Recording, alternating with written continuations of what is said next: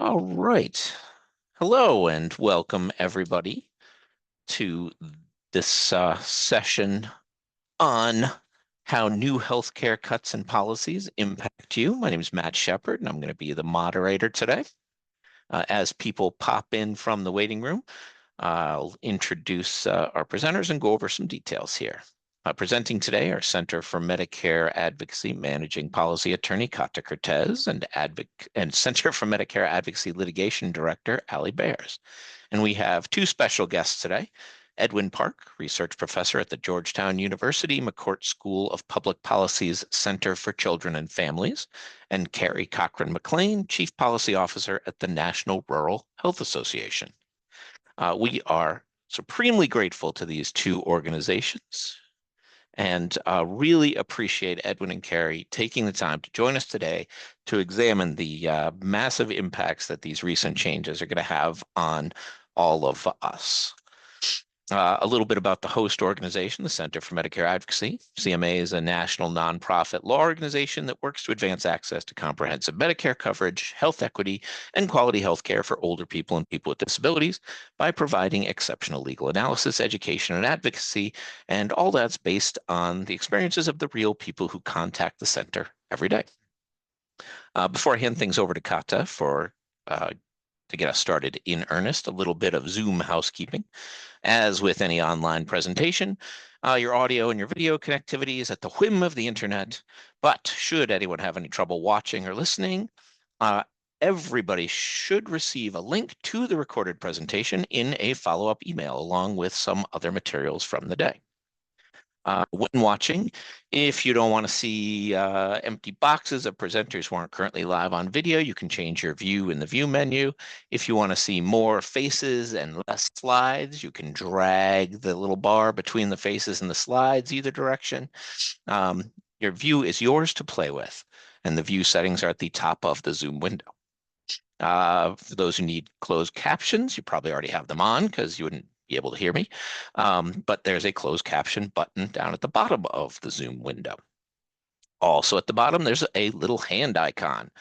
For questions and discussion today, please raise your hand or use Zoom's questions button, which is also down there at the bottom. You can type your questions and comments right into that questions field. I see a couple of people have already done that. And I'll pass them on to the presenters when we have the time to stop. Zoom does have the normal chat feature. I see plenty of people telling us who's here and where they're from. We love that. But for the actual questions, please do ask us live or use that questions panel, because with the amount of people on today, we are full up. We have a maximum attendees that we can handle, and we have people from all 50 states. Really incredible turnout. Thank you.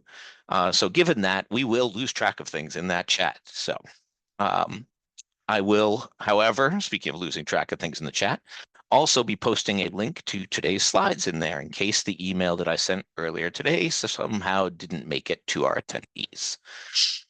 Thank you all once again for joining us. And now we'll pull up Kata Cortez to get us started in earnest. Kata, great. Hi, Matt. Thank Hello. you. Welcome, everyone, to our webinar. Today, we will be discussing healthcare provisions in H.R. 1, recently signed into law, and the effects of the law on healthcare. Edwin Park, Research Professor at the Georgetown University McCourt School of Public Policy's Center for Children and Families, will discuss Medicaid provisions. CMA's Litigation Director, Ali Bers, will outline the Medicare provisions in the law, and Carrie Cochran-McClain, Chief Policy Officer at the National Rural Health Association, will discuss the impact of the law on rural providers and hospitals. We would like to thank all of you for responding to our registration question. We appreciate you taking the time to respond, and we reviewed all of the responses. While we cannot address all of the questions submitted individually, some themes of interest have emerged, and they have been incorporated into the presentation, including your concerns about access to care, especially for low-income beneficiaries, concerns about staffing and hospital closures, especially in rural areas. Many of you also assist beneficiaries with enrolling in programs and accessing needed services and would like to hear about how that assistance may change as a result of the new law. We'll also leave time for Q&A that Matt mentioned at the end of the presentation. So we hope to get to some of your specific questions then. Of course, as we flag important issues for the audience, we want to reiterate that this webinar is for informational purposes and we cannot provide legal advice. We urge individuals or organizations to consult with their personal or organization's lawyer for legal advice on specific issues. We'd like to thank all of our presenters and look forward to a robust discussion. And with that, I will turn it over to Edwin Park to get us started. Thank you, Kata. So I work for CCF, which is a research and policy center in the McCourt School of Public Policy at Georgetown University. It focuses on coverage and access for children and families, with a particular emphasis on Medicaid and the Children's Health Insurance Program.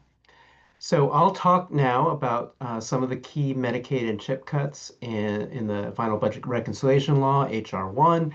Won't be able to cover everything, of course, but we'll highlight some of the particularly severe cuts that were included in the legislation enacted in July. Next slide, please. So how big are these cuts? Unfortunately, these are the largest Medicaid cuts in history. The gross Medicaid and CHIP cuts, and this is the federal spending cuts, not even including state spending cuts associated with these cuts, total nearly $1 trillion over 10 years, and $990 billion. In addition, there are cuts of more than $210 billion to the Affordable Care Act's marketplaces. If you account for interactions between and among these provisions, the net cut in terms of federal spending on Medicaid, CHIP, and the marketplace is more than $1.1 trillion over 10 years. So as I said, these are the biggest Medicaid cuts in history, and the Medicaid cuts constitute the large majority of the total cuts in healthcare in the legislation. Next slide, please. So what is the likely impact on health coverage? There's new numbers that were issued by the Congressional Budget Office in August, that the number of uninsured by 2034 will be 10 million higher than under prior law. You can see from the graph on the left that even in fiscal year 2026, which starts on October 1st of this year, CBO expects 1.3 million more uninsured, the number jumping to more than 5 million in 2027 and jumping again to more than to about 8.6 million in 2029, eventually rising to 10 million more uninsured compared to prior law and CBO's January baseline estimates. You look on the slide on the right, you can see where the uninsured impact is coming from. Most of the impact, 3/4, is coming from the draconian cuts to Medicaid and in the budget reconciliation law. There's 7.5 million more uninsured. The marketplace changes increase the uninsured by 2.4 million, and the Medicare changes that Ali will discuss are another about 100,000.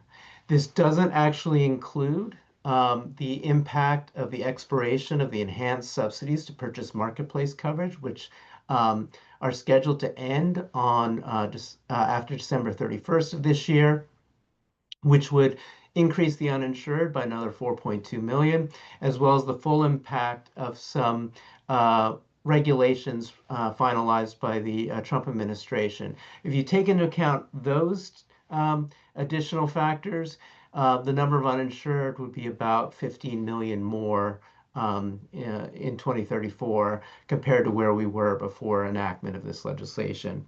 And so not only are these the biggest Medicaid cuts in history in terms of the size of the spending cuts, this is the largest rollback in health coverage under any legislation enacted by Congress. So next slide, please. What are some of the major areas of the Medicaid and CHIP cuts? Well, there's 21 provisions related to Medicaid and CHIP in the budget reconciliation law. As I mentioned, I won't have time to go through all of them, but the large majority of the cuts, more than 80% of the cuts, or about 805 billion, are from just four areas of cuts, four types of cuts. Provisions related to restricting so-called provider taxes, which I'll explain in a moment. Provisions targeting the Medicaid expansion, particularly coverage and access among the adults enrolled in the Affordable Care Act's Medicaid expansion. Provisions restricting health coverage from lawfully residing immigrants in Medicaid and CHIP, and provisions limiting so-called state-directed payments. Now, if you take into account some additional provisions, the block implementation of Biden administration era rules related to eligibility enrollment, some of which Allie will cover in her presentation, these cuts constitute 94% of the total gross cuts. So you can see there are certain themes or areas of cuts that are driving these coverage losses. Next slide. So provider taxes. So provider taxes are a form of revenue that states generate by charging taxes and assessments on healthcare providers like hospitals, nursing homes, managed care plans, smaller providers like ambulance providers, lab and x-ray providers. And it's a way to allow more state spending, which can be used to draw down federal funding, in addition to the primary funding sources states use, like income taxes, sales taxes, and the like. So this is another way to finance the Medicaid program. This has been part of the Medicaid program since its inception in the 1960s. And states have been operating under rules that have been in place since 1991, 1992. All states but Alaska rely on these taxes, though it varies in terms of the size of the taxes, what providers are taxed, but every state but Alaska currently uses these taxes to generate state funding since the Medicaid is a federal-state partnership where states have to share in the costs of Medicaid. So there are three provisions in the law that restrict state use of provider taxes, which means less revenues, which means less ability to draw down federal funding, which means less total resources available for state Medicaid programs. So first, no new or increased provider taxes that apply to all states as of date of enactment. So this is no longer a tool that states can use to generate additional funding for Medicaid.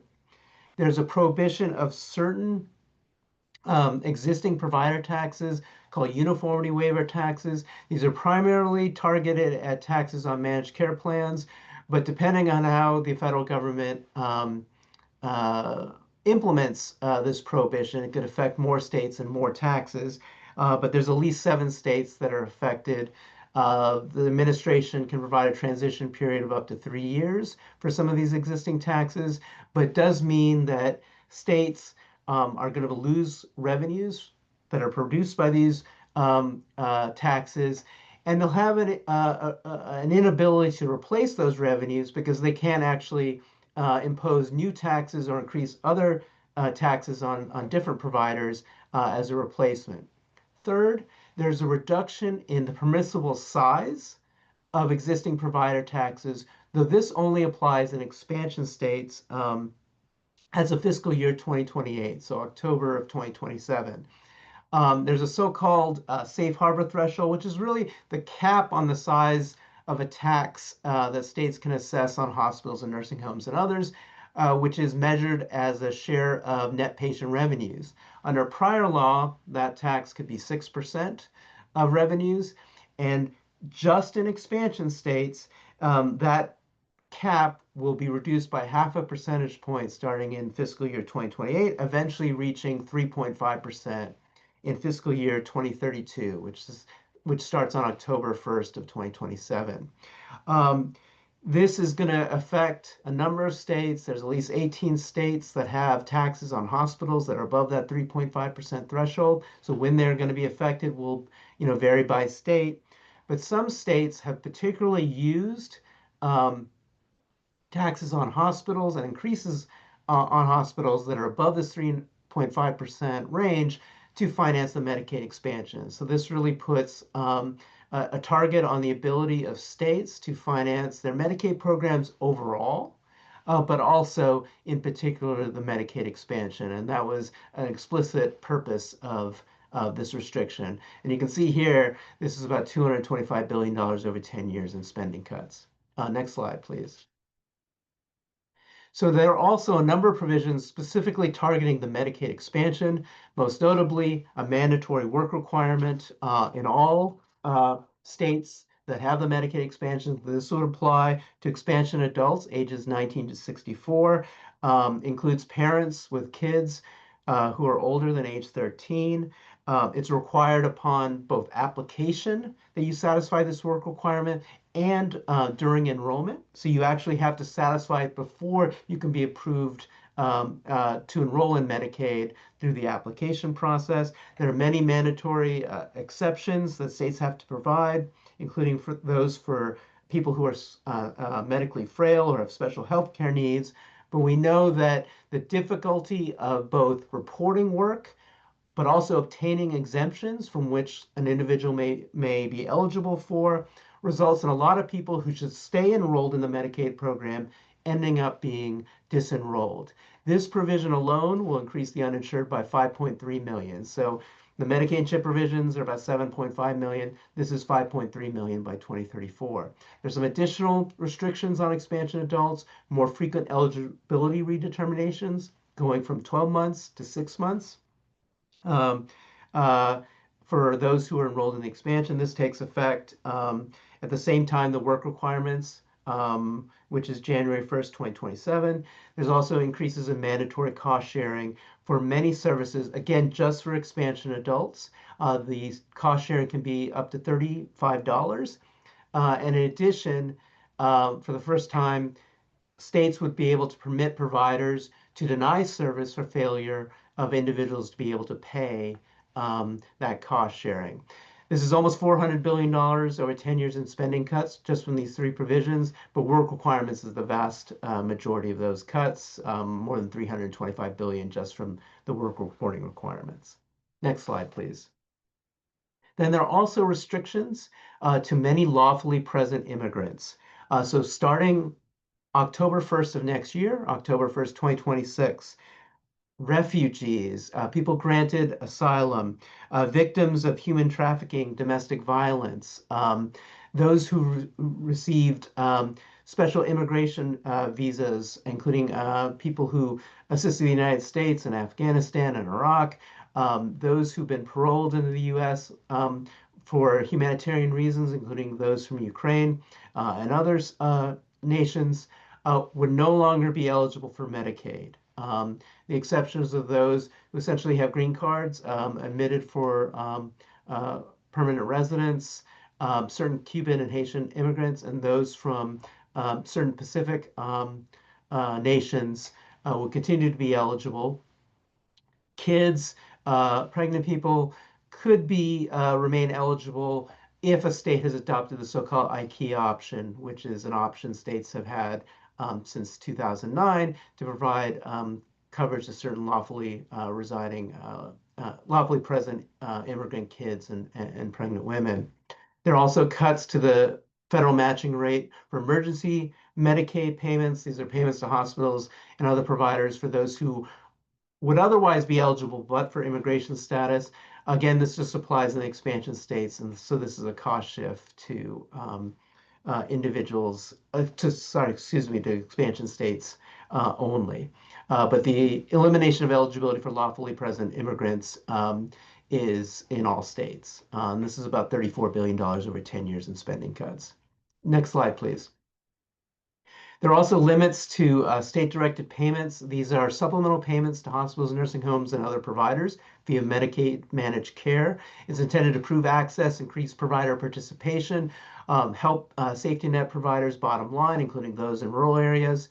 There'll be new caps on these state-directed payments, so they can't be set at a rate that's closer to commercial rates. It will now have to be based on Medicare rates. And the caps are actually lower for expansion states, 100% of Medicare rates versus 110% for providers in non-expansion states. In addition, for existing state-directed payments, they're grandfathered, but they are starting to phase down by 10% a year starting October 1st, 2028. So these caps take effect immediately on date of enactment, but if there's an existing state-directed payments, they get phased down starting in 2028.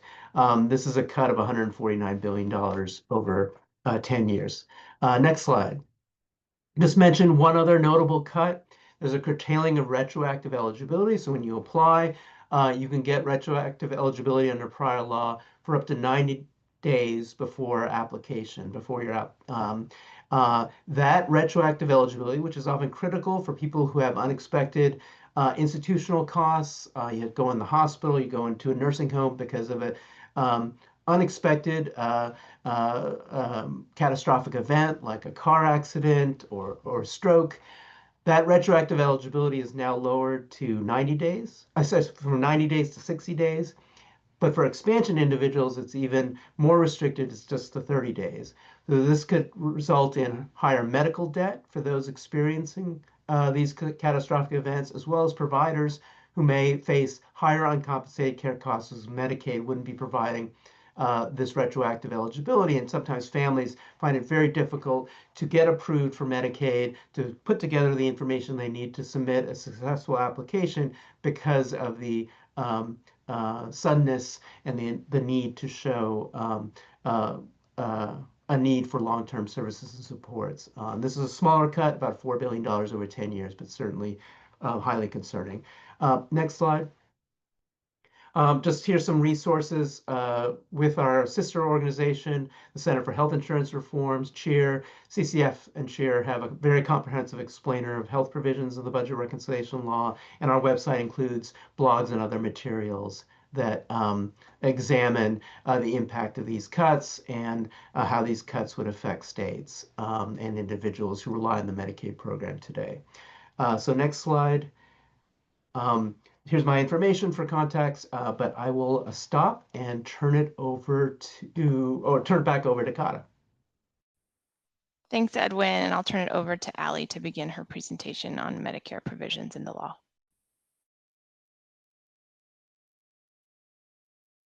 Great. Okay. Thanks, Edwin, and thank you all for attending today. I'm Allie Bers, Litigation Director at the Center for Medicare Advocacy. We've been carefully monitoring the passage of H.R. 1, also known as the Budget Reconciliation Act of 2025, also sometimes called the One Big Beautiful Bill Act, all the same thing. As you heard from Edwin, this law makes the largest cuts to Medicaid funding in history. In fact, the largest rollback of federal support for healthcare ever. So as an organization that advocates for comprehensive Medicare coverage and quality healthcare in general for older adults and people with disabilities, you can imagine we are concerned. And an important aspect of our mission is providing education and analysis, and that's what we hope to do today. So I'm going to focus on the impacts of the law on Medicare, which this law does affect both indirectly and directly. And for indirect effects, please keep in mind that the cuts to Medicaid that you've heard about are also cuts to Medicare. And on the webpage for this webinar and the resources that you will be sent, also the materials that you will receive by email after this webinar, you will see some resources that discuss why cuts to Medicaid are also cuts to Medicare. Next slide, please. Oh, I'm sorry, go back one, please. Thank you. These are the topics I'll discuss in some more detail, specifically on how the law affects the Medicare program. Next slide, please. Okay, so first, the Medicare savings programs. These are the programs that assist lower income Medicare beneficiaries with Medicare costs, such as the monthly Medicare Part B premium, co-payments for medical services and deductibles. These programs are administered by state Medicaid agencies. They're really embedded in the Medicaid programs. So while there are some wonky baseline federal names for them listed there, QMB, SLMB, QI, those three different programs cover different amount of costs. costs. They are called somewhat different things in different states. So right away, you can see this is a somewhat complicated program under the umbrella term Medicare savings programs.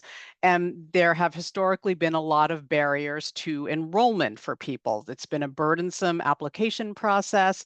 And even though many people who are eligible for other benefit programs would very likely be eligible for MSP programs as well, there haven't been automatic links between enrolling in those other programs and enrolling in MSP. In fact, a study found that only half of eligible people are enrolled in MSP. And those Medicare costs that the MSP program covers can be tremendous barriers for lower income people in accessing needed healthcare. Next slide, please. So in 2023, the Medicare agency, CMS, issued a rule that would eliminate some of those barriers to enrollment, streamlining the eligibility and enrollment process, make it automatic where appropriate, and simplifying the process, making it less bureaucratic and burdensome. This was going to really help people who were supposed to be receiving this assistance, help them actually get it. 1 million more people were going to be receiving this assistance that they are eligible for starting in as of 2029.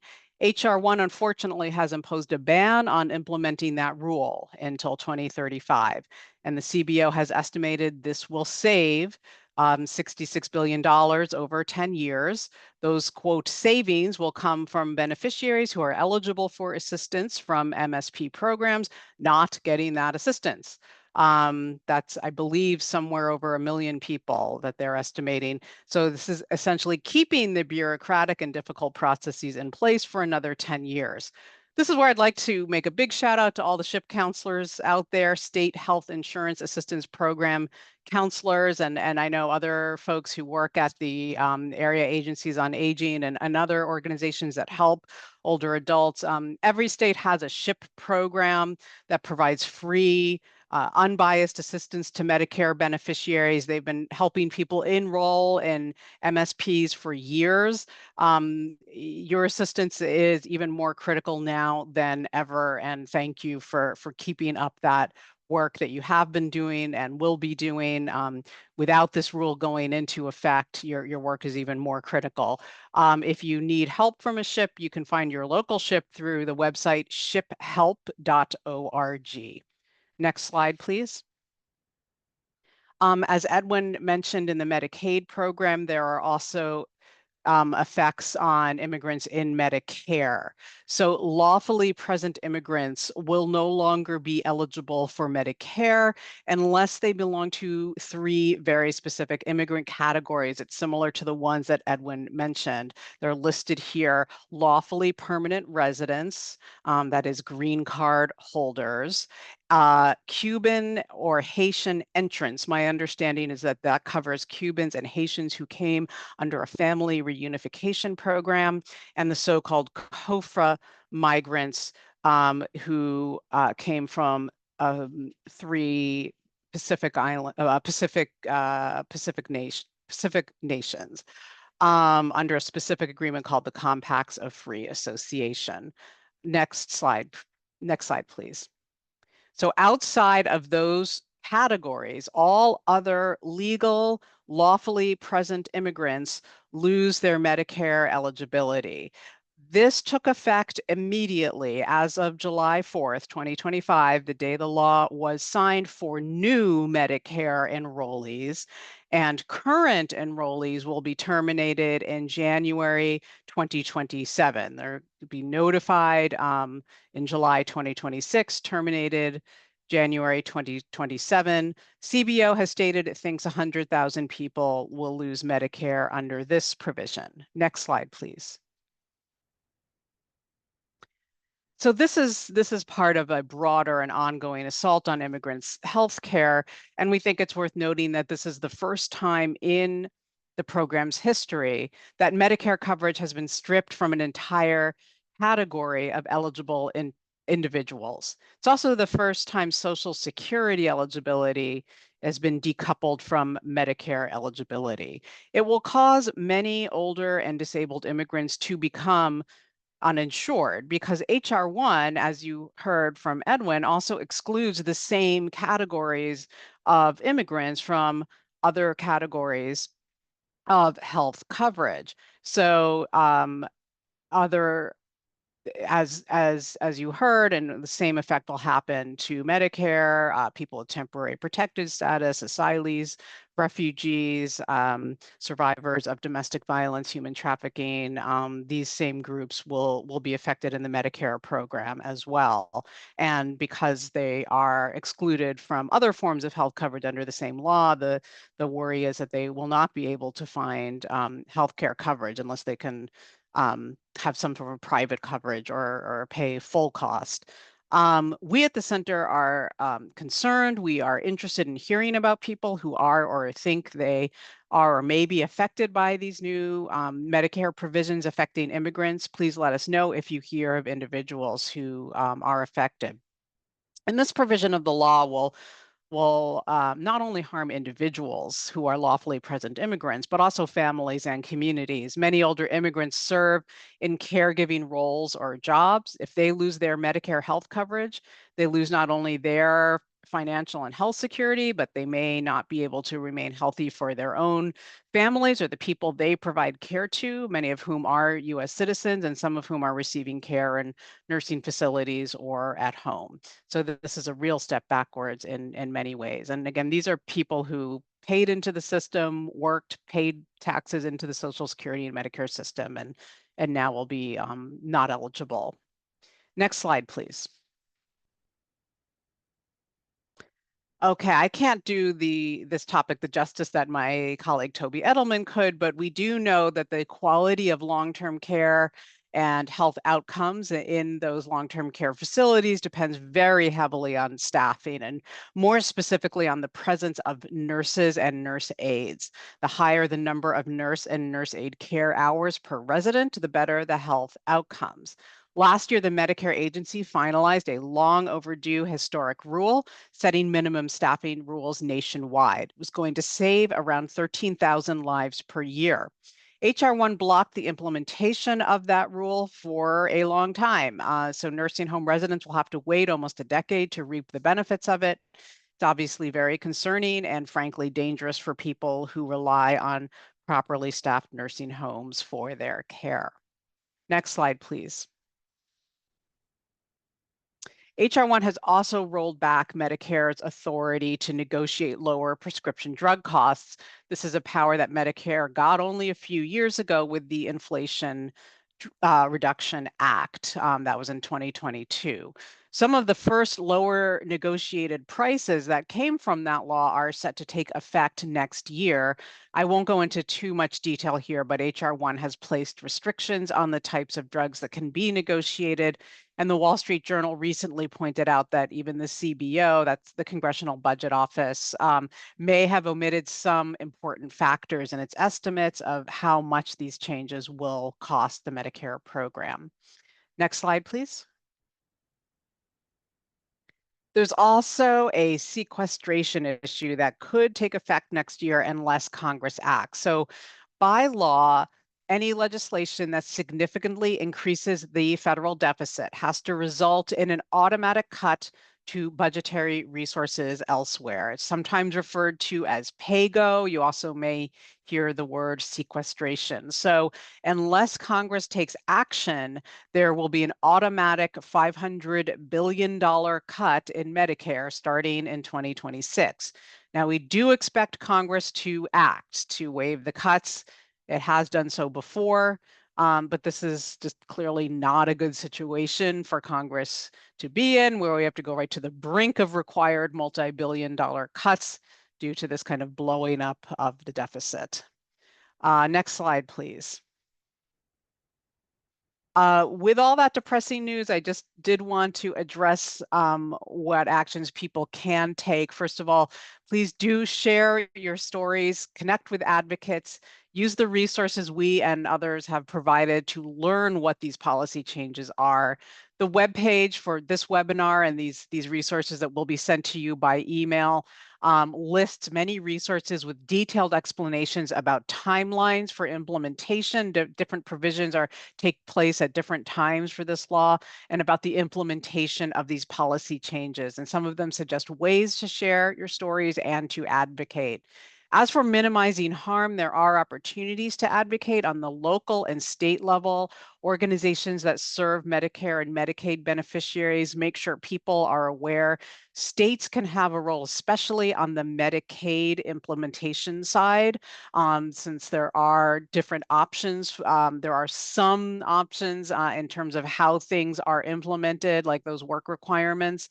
At the federal level, there will be opportunities, for example, to submit comments on proposed rules that CMS, the Medicare agency, puts out.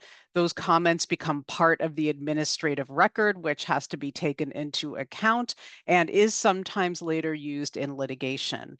And generally, please monitor what is happening where you are. As Matt mentioned, we have people from all over the country on this webinar. So please let us know what's happening as well. And if it's a Medicare-related issue, you can email us at communications@medicareadvocacy.org.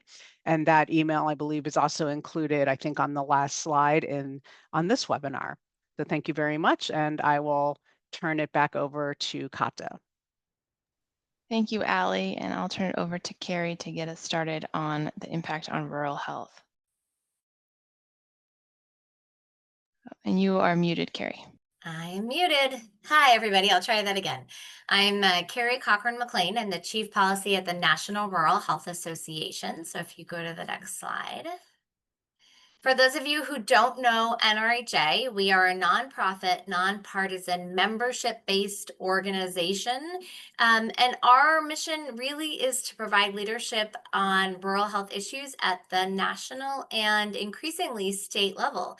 I actually saw in the chat a number of our members, including some of our fabulous state Rural Health Association members on the call today. And they, in partnership with us, really work to make sure that policymakers are aware of the issues facing rural communities and have the information they need to be able to address some of the disparities we see in rural healthcare. I also included on this slide just kind of our three main advocacy priorities, and that those fall around delivering rural opportunity, really trying to get at some of those core issues around life expectancy and health outcomes. We fight to make sure that we've got the right healthcare workforce in rural communities, serving the patients that live there. And then we make sure that we've got the facilities, the hospitals, the nurses, the long-term care, the health clinics in place and sustainable to take care of rural populations. So the next slide. My job today, actually, if you could go to the next slide. There we go. I'm going to do it in a little reverse order. So my job today is to talk a little bit about what some of the impacts of, I call it the OB3. Everybody in DC has a different acronym they use for these big pieces of legislation. But to talk about what the impacts of the OB3 are on rural health, and then more importantly, what there may be in terms of opportunities and other things coming down the pike. So just a little bit of context for that. Medicaid, it really is a lifeline for rural America and plays a more significant payer role and coverage role in rural communities compared to urban. We've been really lucky to partner with Edwin and some of his colleagues to really show the impact of what Medicaid is in rural areas. And we've got about 20% of the population, or about 66 million people living in rural communities across the country. And of those, about 20%, or 1 in 5 of rural adults, have their healthcare coverage through Medicaid, and almost 50%, 40% of kids rely on Medicaid or CHIP for coverage. And yet we know, as we look at the OB3 implementation, that hospitals are slated to lose about 21 cents out of every dollar they receive in Medicaid funding across the country. And that's an average across the country. As you can imagine, with 20% of your population being covered by Medicaid, loss of those services or loss of that funding not only impacts the individuals receiving the services, but the healthcare providers who are taking care of them. So if you go back to the previous slide, I'm making sure Jeff's awake there. Medicaid, the Kaiser Family Foundation did an analysis looking at what we expect the rural healthcare system overall to lose as part of the OB3 cuts. And that number right now looks to be around 155 billion over a 10-year period. There is an opportunity that was presented in the bill, which I'll talk about in a little bit, called the Rural Health Transformation Fund. But even with that, that program only offsets about a third of the amount. And in a rural specific context, the states listed there, Kentucky, North Carolina, Virginia, Illinois, New York, Ohio, Pennsylvania, Michigan, Oklahoma, Missouri, Minnesota, and Louisiana are expected to see the biggest impacts on their rural healthcare system. If you move two slides now to slide number 5, the reason this is a big deal is because rural healthcare has been struggling to sustain services before, and honestly way before, OB3. Since 2010, so in the last 15 years, over 195 rural hospitals have either closed or stopped providing inpatient care. That's about 10% of the rural hospitals out there. And as you can see here on this slide, there are close to another 450 that are vulnerable to closure. And this is pre-OBBB3. And so we realize that for many reasons, rural hospitals struggle to really have the financial security they need to provide access to the folks who are living there. About 50% of rural hospitals have negative operating margins. And as the healthcare hub for rural communities, that can have a lot of impact on not only the population that receives Medicaid, but those that are covered by Medicare and commercial or private insurance. What this has meant historically is that as these rural hospitals feel the financial pressure, they are frequently forced to initially reduce services that may not make ends meet or break even, or they have to convert to a different type of facility or close altogether. And of those optional services in the last 15 years, again, we've seen almost 300 rural hospitals stop offering labor and delivery or obstetric services, and almost 450 stopping chemotherapy services. Obviously, two things that you very much want in your local community should you need to access them and not have to go hours to access care. So I think, what I really wanted to emphasize here is that, so often we focus on the individual, rightly so, and their coverage, but loss of coverage for those folks has this rippling effect both for the providers who care for them. And then as we think about rural communities or small communities broadly, healthcare tends to be one of the biggest employers in the region. It's a way you attract economic capacity to an area. And so we're really worried about kind of the impacts that this is going to have on a downward spiral in terms of both access and community health statistics in rural areas. Now, I mentioned on the next slide that there is a bit of a silver lining. There is definitely a debate about how much of a silver lining will come out of this, but as many of you probably heard during the conversations going on in, we'll call them conversations going on in Congress as the OB3 was debated. Senators from both parties have really raised concerns about the impacts of rural access. And in response, they created the Rural Health Transformation Program, or fund. What this is $50 billion over a 5-year period to go to states that apply for the funding.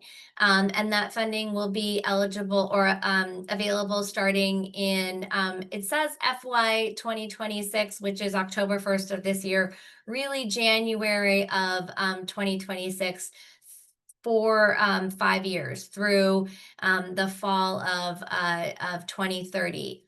There are a lot of weeds with the funding. I'm happy to answer questions on it, but basically the thing to know is that of that 50 billion, half of it would get distributed directly or equally to all the states that apply for it, regardless.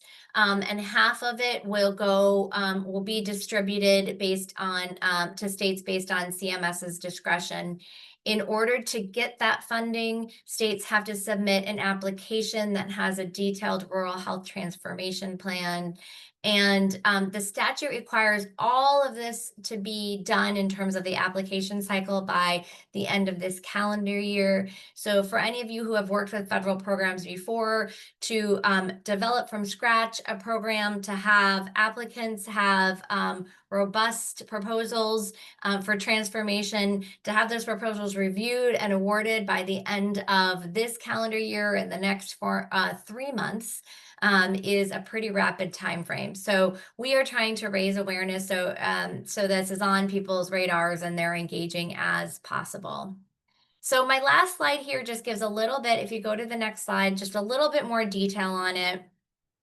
CMS has not yet released the guidance, so everything I have in my presentation is really based on what we know from the statute and what we've heard word of mouth and talking to CMS or talking to stakeholders. But really the thing to keep in mind is that there are 5 kind of strategic themes that CMS is focusing on with the transformation funding. That includes implementing the MAHA vision around prevention, chronic disease, behavioral health improvements in rural areas, making sure that we're fostering sustainable access in rural communities, including provider payments, working on workforce development, paying for training programs and recruitment and retention of providers, movement to value-based care and care innovation, and then supporting the implementation of technology and technology-based solutions in rural communities. Again, I'm happy to answer specific questions on this, but we are hopeful, fingers and toes crossed, that this does bring a little bit of relief to stressed rural providers. But we know just based on the data that Edwin provided that it's not going to be enough and that folks are going to really have to be creative and collaborating and pushing back in terms of finding solutions to sustain long term. And with that, I am going to turn it back over to Kata. Thank you so much, Carrie, and thank you to Edwin and Ali as well for your excellent presentations. Matt, if we could bring everybody up on the screen to start our Q&A. And I will get started with some questions that I've been pulling from our audience. The first one is for Ali and Edwin.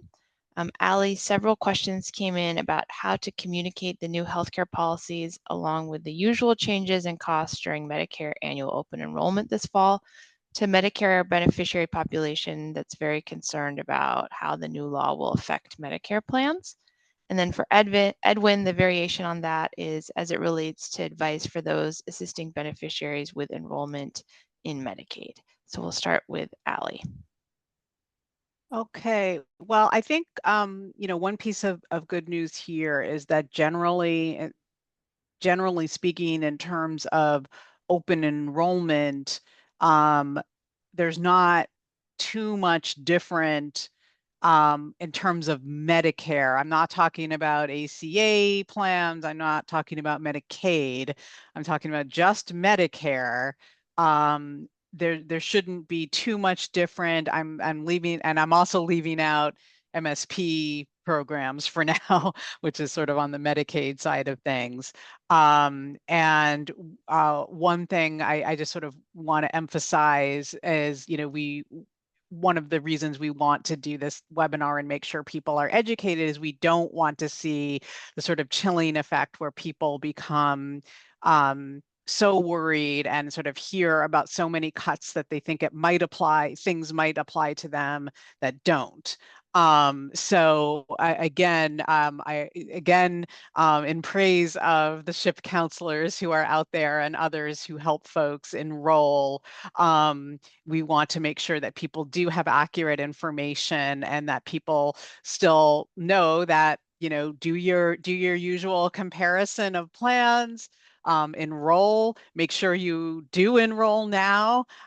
You do enroll as soon as you can, and get into the plan that's most suitable for you. Do your usual comparisons. And, I know that there's been, I saw some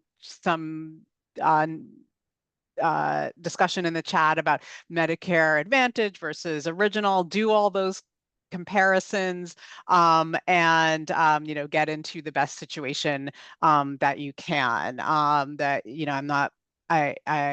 don't think I have much more to add on that side, but sort of pivot to MSP.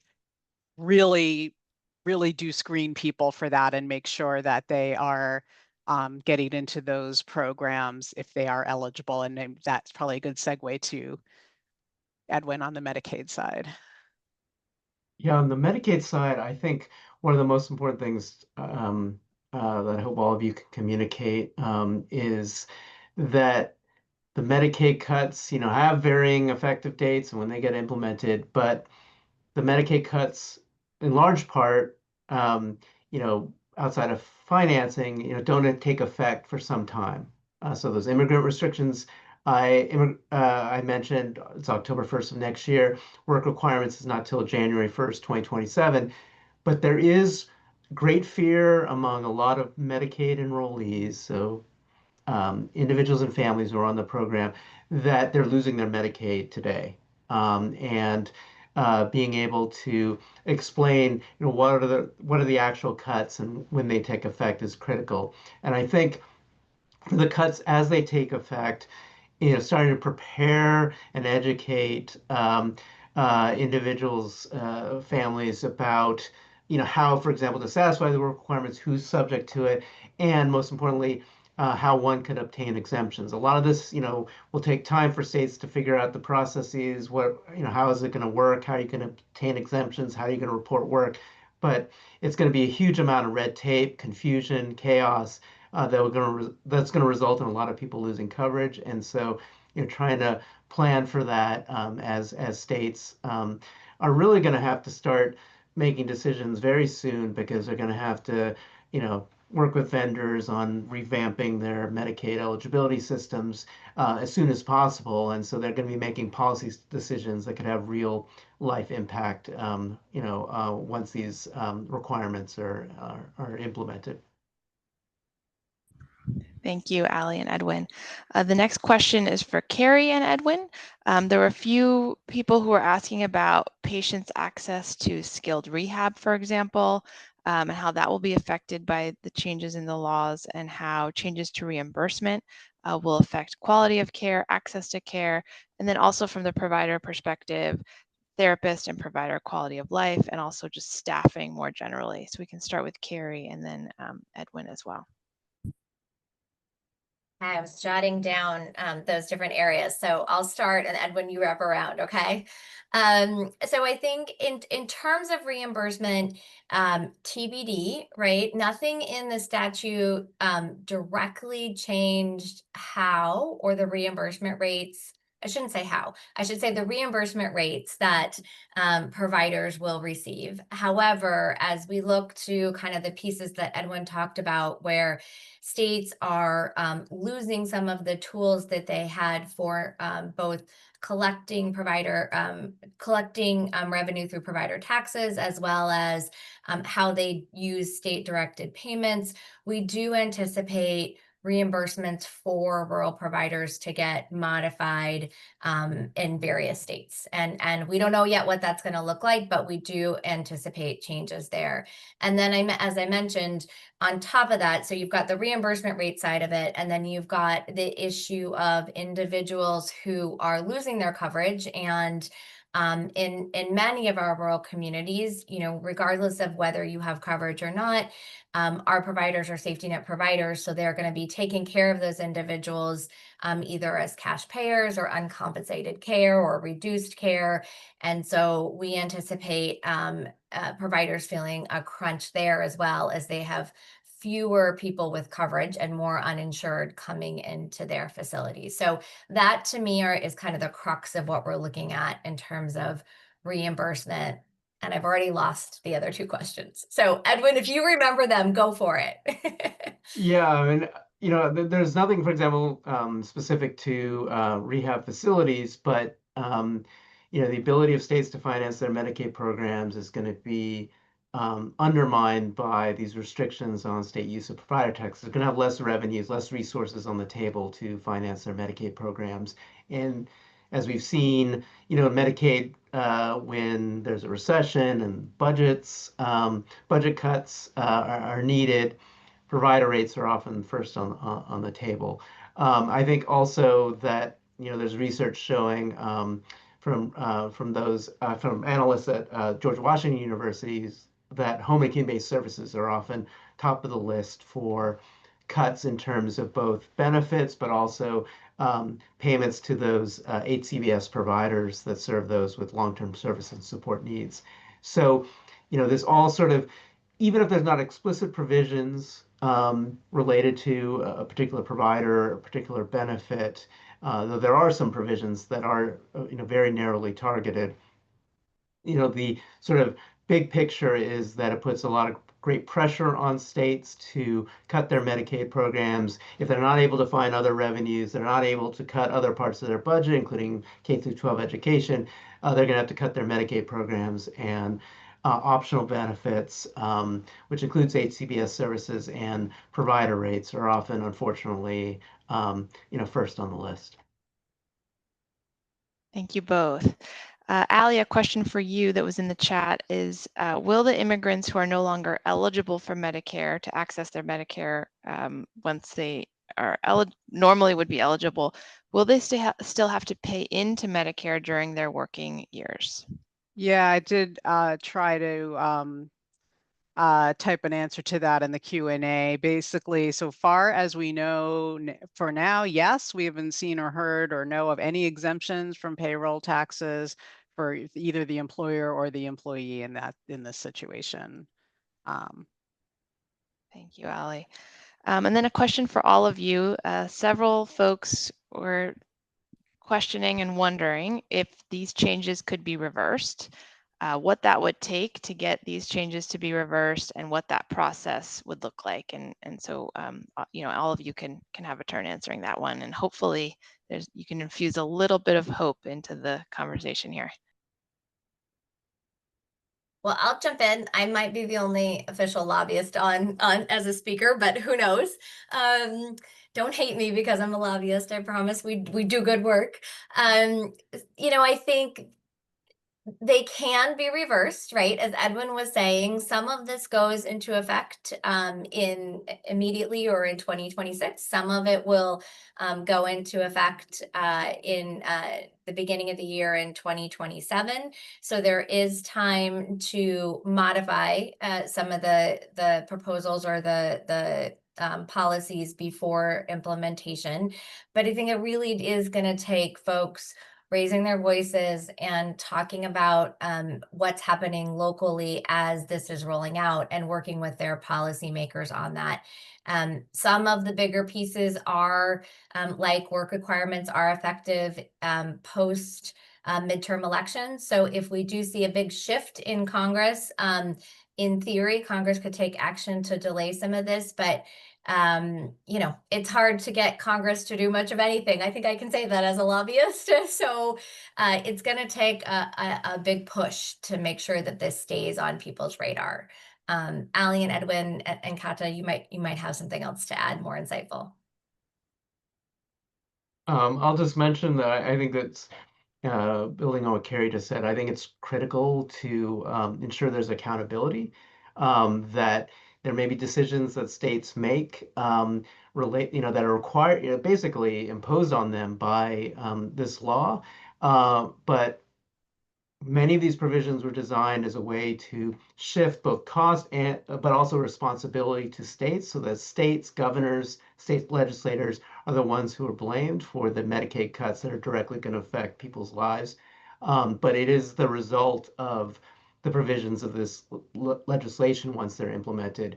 So accountability can help produce a pushback against these provisions, which could, if there is legislative opportunity, allow for these provisions to be mitigated, reversed, or possibly even repealed entirely. I point to the example, for example, of some of the immigrant restrictions that were done in welfare reform originally in the 1990s. Over a number of years, Congress reversed some of those restrictions and restored benefits, including Medicaid coverage, to groups like refugees and asylees who are losing coverage under this budget reconciliation law. And it took time, but there were restorations of benefits that Congress provided. Yeah, thank you, Carrie and Edwin. That helped me to hear that from both of you. I don't think I have anything to add. Well, thank you all. I think I'll turn it over to Matt, but just want to thank all of our presenters, to Edwin, Ali, and Carrie. Thank you so much. And to the robust discussion from attendees before the webinar with the registration question, and also in the chat. We really appreciate all of you being so engaged. So with that, I'll turn it over to Matt. Oh, well said, Kata. And I want to thank, I know Ali and Edwin were in the Q&A there trying to answer some as we went along. We'll never get to all the questions. We clearly did not, in fact, get to all the questions. But yes, thank you so much for the interaction. It really makes these what they are. So we are up against our time limit. I want to thank everyone who attended today. Thank you to these fantastic presenters, with a particular thank you to our guests, Edwin Park, research professor at Georgetown University McCourt School of Public Policy's Center for Children and Families, and Carrie Cochran-McClain, Chief Policy Officer at the National Rural Health Association. It's been amazing having you today. Loved working with you. As noted earlier, and in the chat and in the questions, everyone's going to be receiving a follow-up email that will have links to the recording. It'll have links to the slides. We'll also have a little brief feedback survey. Please take a moment to fill that out for us. Let us know how we're doing. And of course, stay tuned to our website for information on future presentations. For example, we're definitely doing an open enrollment webinar, and that'll answer some of the questions that came up in the chat that we couldn't tackle today. So look for that coming up in October. More information coming soon. Thank you all again. Thanks again, Edwin, Carrie, Kata, and Ali. And I'll now end today's presentation.